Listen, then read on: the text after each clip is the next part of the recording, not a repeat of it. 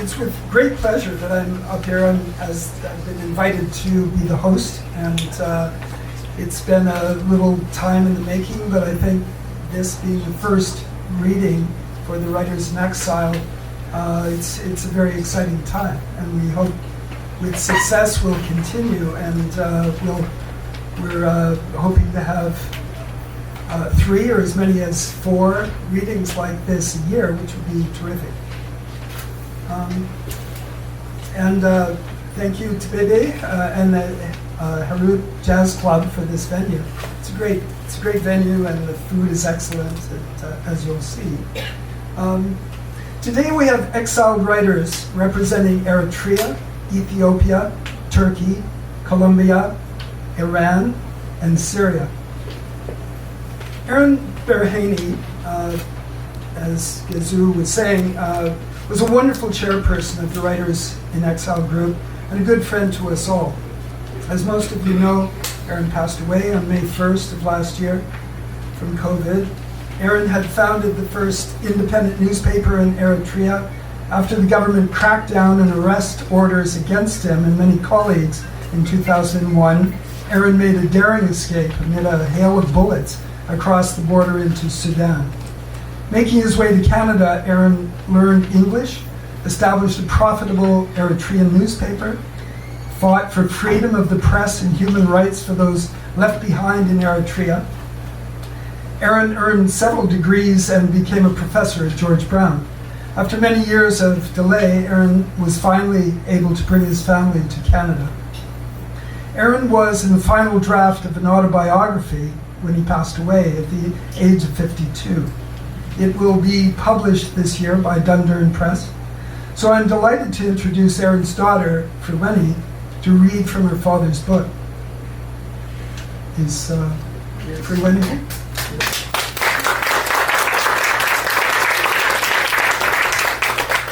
Ms. Berhane graduated from U of T with a double major in human biology and health studies, worked as a clinical research coordinator, and is continuing her education in the field of medicine and public health.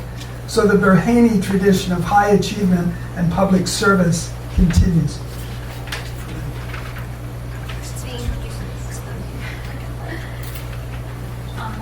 Thank you for the introduction. Good afternoon, everyone.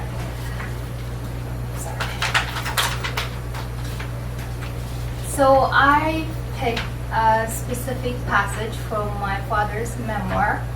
And the reason I picked this specific is because I feel this was a turning point of his life and our life. If it wasn't for this moment that he had decided to become a journalist and be a voice for the voiceless, I wouldn't be here standing today on behalf of him, and our life would have been different. So this passage always makes me wonder, what if he hadn't decided to become a journalist? So bear with me, I'm just gonna read a short story from his memoir. Starting a newspaper. One afternoon in the summer of 1994, I sat under the shade of a grapevine reading a newspaper in the compound of my parents' house. I was in my early 20s, and I lived there with my wife, Melat, and 4-year-old daughter, Freta. I turned page after page in a newspaper, but found only the same things that were broadcast on the radio and television. The press uniformly proclaimed that the government was doing a wonderful job in every sector, which was exactly the opposite of what I heard on the streets. One of the most controversial issues was the way the government handled the protest of ex-fighters. Without trying to understand the dire situation of the veterans, the government issued a statement in April 1993 to inform the soldiers that they would have to serve 2 additional years without a pay. This incited anger among the soldiers. Thousands of them organized themselves and took Isaias Afwerki, the head of the country, from his office to to a stadium where thousands of soldiers flocked to confront him personally. A few days later, the government arrested hundreds of soldiers for organizing the demonstration. Some of them were sentenced for years, and some of them even died from torture. I expected to hear a balanced story from the media about the strike, how civilized and fair the soldiers' demands had been. But, on the contrary, the government-owned media attacked the demonstrators. I thought of my brothers, Kaseta, Yosef, and Muse, who had died in their teens and early 20s fighting to build a free and democratic Eritrea, and resolved to write letters to the government-owned media, Hadas Eritrea, about the issues that matter to me and majority of the people. They've never published a single one of my letters.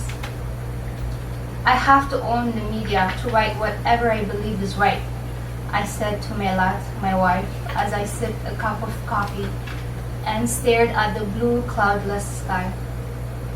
That would be very nice, Melat said, but who would let you do that?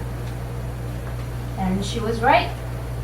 3 years had passed since Eritrea attained its independence, but the government did not intend to introduce laws that could allow citizens to exercise their basic rights, freedom of speech, freedom of assembly, or even freedom of peaceful demonstration. So we had no choice but to wait. But on June 10, 1996, 3 years later, the day I had been waiting for arrived, and the government issued a press law that allowed private ownership of print media. I did not intend to let the opportunity pass and started to think about how I might carve out my place. I remember reading every section to absorb the terms and conditions of the proclamation, but the crucial aspects were very, very ambiguous, leaving plenty of room for interpretation. The next day, I went to meet my two old friends, Gabrai and Hatom. Knowing that they have interest in such a noble undertaking, I invited them to meet me at a cafe. As a waiter took my order, my friend Gabrai arrived. I knew Hatom would be late, not because he had 2 young children at home, but out of habit. While waiting for him, Gabrai and I dissected the agenda for our meeting. Half an hour later, Hatom appeared. "My apologies," he said, as he grabbed a chair from the table beside us. "Today you're forgiven," I said, "but next time, be punctual. This is serious business."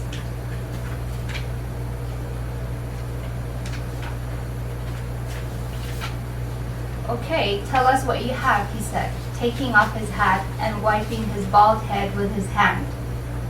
I briefed him on the potential opportunities and the potential risks.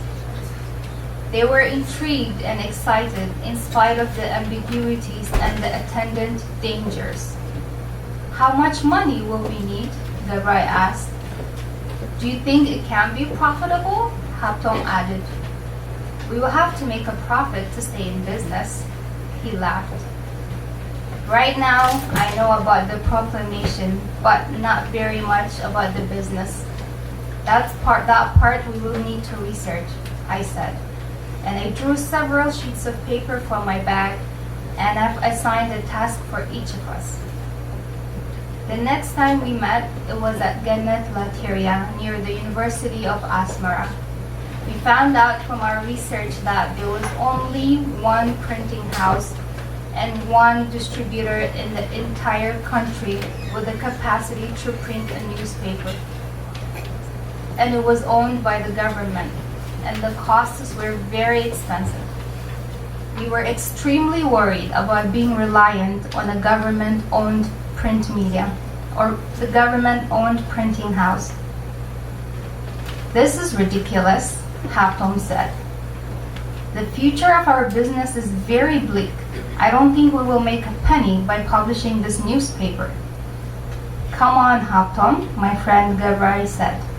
We said from the start that we want to get into this business, not for the money, but to become the voice of the people. Listen, guys, I said. The reason we conducted this research was to discover what obstacles we would have to face. So now we know what they are. But there's no way for us to know whether we will succeed or fail if we quit now. Are you crazy? Haptom exclaimed. How are we supposed to work for free and burn what little savings we have? I don't see any other choice, I said. As our high school teacher, Mesfin, used to say, we are the future. So we have to have the courage to take the wheel. In the end, Haptom came around and we dispersed with the imperative to raise funds to meet our challenges. Since I had no money to start a newspaper business, I planned to ask my father to help me get started. So on a Sunday afternoon, I found him and my sister Sanait in the living room. She was knitting and he was sitting down with his Bible. I indicated for Sanait to give us some privacy, and she picked up her knitting and left the room. My father looked at me over his reading glasses. Do you have a minute? I asked, and I sat down. He removed his reading glasses and looked at me silently, but with a smile. I would like to start a newspaper business, and I need your help, I said directly. Well, are you a good writer? He asked. I will be, so you're not.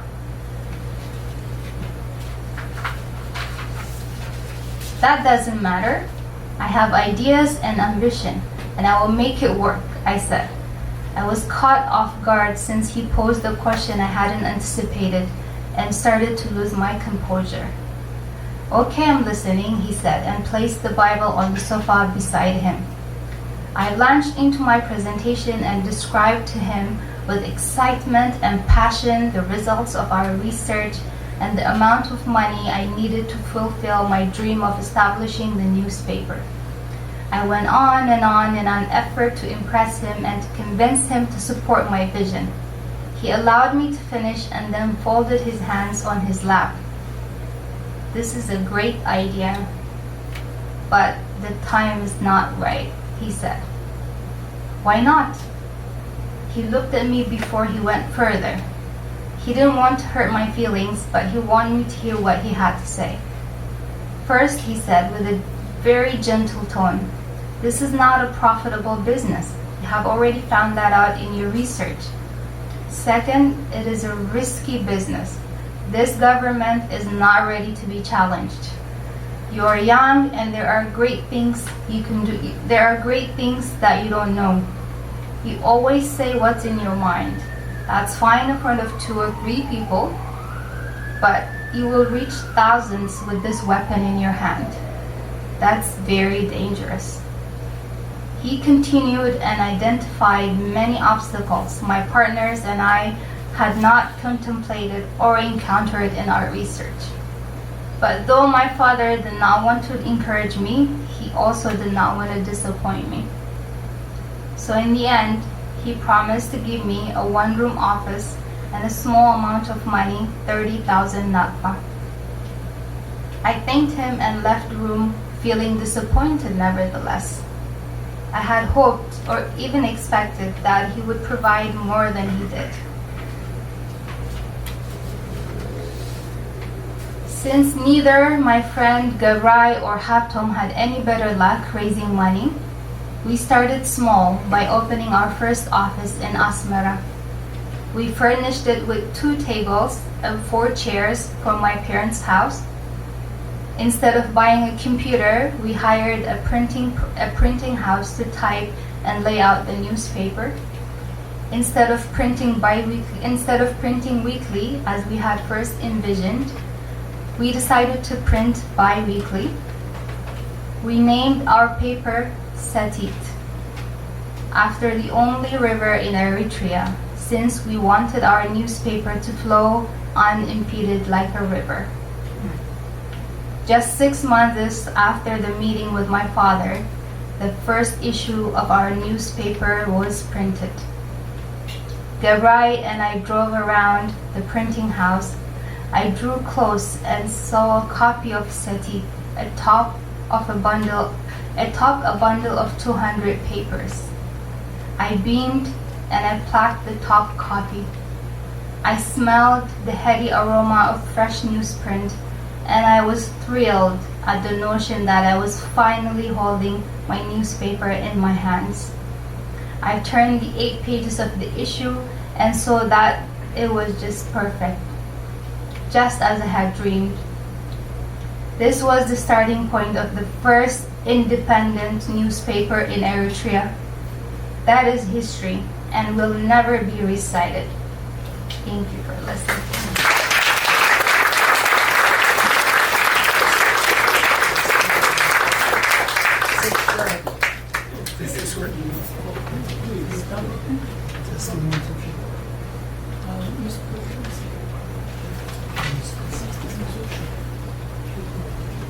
Thank you, Freweini. Beautiful optimism in the face of oppression. Are there any questions from the listeners? Would anyone like to ask about any of the experiences that Freweini has had, or the family? Do you? How old were you when this happened? When he established the SEFTA? Newspaper? Is the mic or? Yeah, can we get a second mic?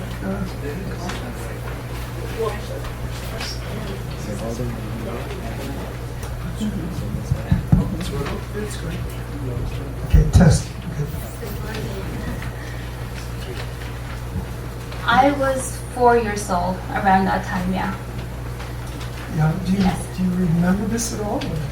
I remember the one room that my grandfather gave him, because it was in the big compound. We were all living together, and I used to remember going to the room, just seeing them working. They're always busy, and I was just this hyper kid, always, trying to cling with my father, and then ask him, can you hold me? Can you do this? And then he's like, yeah, just give me one moment, and like I'll play with you later on. And I remember seeing a bunch of newspapers. That I would never forget, yeah. And it's like, what do you do with this whole newspaper? And then it's like, we're gonna distribute it. And little did I understand, but I still did ask those questions, yeah. I remember the moments when the newspaper was very successful, didn't it? Sell like 5,000 copies within a day or two? Exactly, yes. At that time, no, but as I said, now when I think about it, there were always a pile of newspapers in the room, and then they would be gone within a day, and then they would bring another set. So when now I can comprehend that, it was selling very fast. At that time, not very much. Are there any other questions from the group? Yes. Is the newspaper still active? No.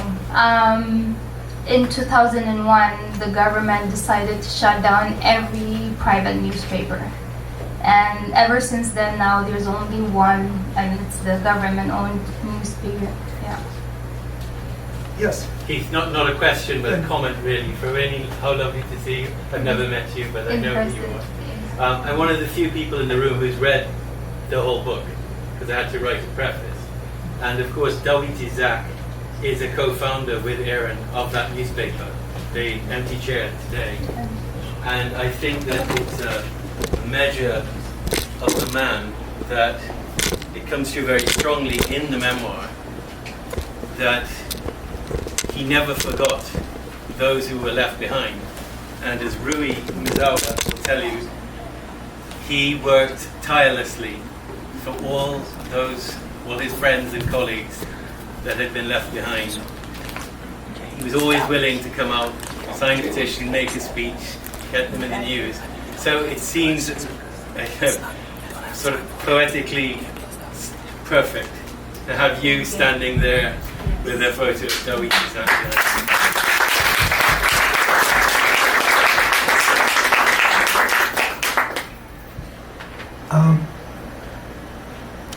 Sorry, Brendan, I wanted to, I had a question for you, because Go on. you've read the book. I can't remember what it was. But the great irony is, too, and you would know as much about this as I, but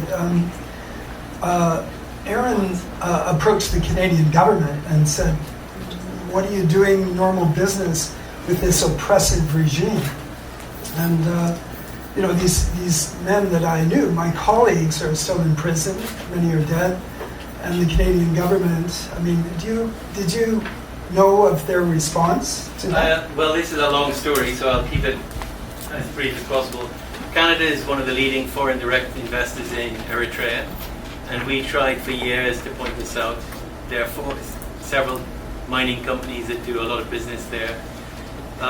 Of course, Dawit Isaak is the linchpin of all the advocacy because he's a Swedish citizen.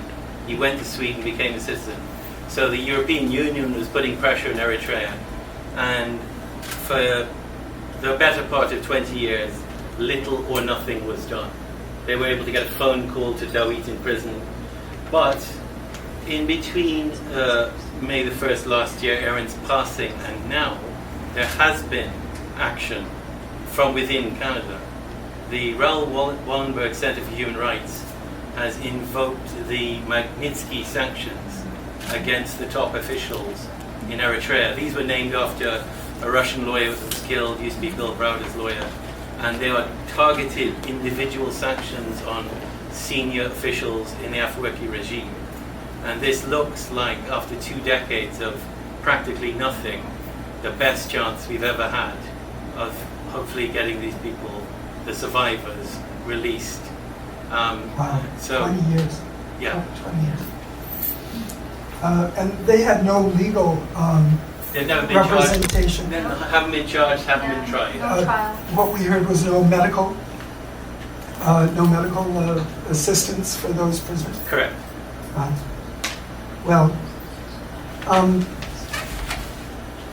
Anyway, thank you very much, Freweini. This was wonderful, and Thank you for having me and for the opportunity.